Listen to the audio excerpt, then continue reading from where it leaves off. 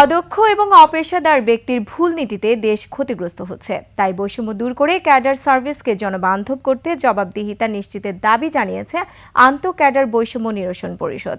তারা বলছেন, যোগ্য পেশাজীবীদের অন্তর্ভুক্তি ছাড়া দেশ গঠন সম্ভব নয়। আরও জানাচ্ছেন প্রণব চক্রবর্তী। জনবান্ধব সিভিল সার্ভিস বিনির্মাণে করণীয় নিয়ে আন্তঃক্যাডার বৈষম্য নিরসন পরিষদের আলোচনা সভা।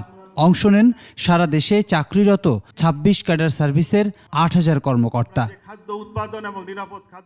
শুরুতেই ক্যাডার সার্ভিসে বৈষম্যের চিত্র তুলে ধরে ধারণাপত্র উপস্থাপন করেন ক্যাডার বৈষম্য নিরসন পরিষদের সমন্বয়ক। আমরা বলেছি পদোন্নতির কর্তৃপক্ষ চেঞ্জ করতে হবে। এই সরকার জনগণকে জনগণের জনসেবা পৌঁছে দেওয়ার জন্য এই সংস্কার করবেন। বিভিন্ন মন্ত্রণালয়ে নানা কূটকৌশল তুলে ধরে সব ক্যাডারে সমান সুযোগ দেওয়ার দাবি জানান বিসিএস এর কর্মকর্তারা। বিশেষ ক্যাডারে কবর থেকে তুলে এনে পদোন্নতি দেওয়া হচ্ছে, আর অন্যদিকে আদালতের রায়কে উপেক্ষা করা হচ্ছে। এইভাবে সিভিল সার্ভিসকে জনবান্ধব করা যাবে না। 15 বছর কথা বলতে পারতাম না, কেন পারতাম না?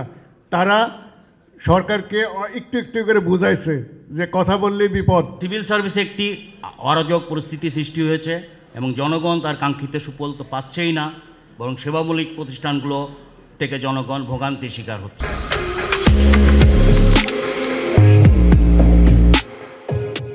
বঞ্চনা যদি জানতে চান, বঞ্চনা যদি দেখতে চান, প্লিজ আমি দাওয়াত দিলাম, সবাই একবার পরিবার পরিকল্পনা অধিদপ্তরে আসবেন।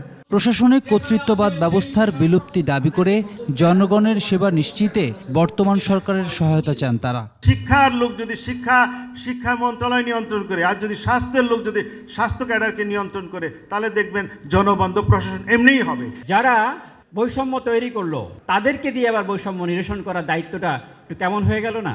বর্তমান সরকার বৈষম্য বিরোধী বাংলাদেশ গঠনের জন্য দায়িত্ব নিয়েছে, আপ্রাণ চেষ্টা করছে। আমরা তাদের সাথে সহযোদ্ধা। তুলে ধরা হয় 5 দফা প্রস্তাবনা। আগামী 1 মাস ভবিষ্যৎ সিভিল সার্ভিস রূপরেখা বিষয়ে কলেজ, বিশ্ববিদ্যালয়, বিভিন্ন দপ্তর, প্রতিষ্ঠানে ছাত্র জনতার সাথে মত বিনিময় সভার আয়োজন করা হবে। জনপ্রশাসন সংস্কার কমিশন চূড়ান্ত সুপারিশে 25 ক্যাডারের মতামত প্রতিফলন দেখতে চায় নেতৃবৃন্দ। দাবি আদায়ে মাঠে থাকার প্রত্যয় জানান তারা।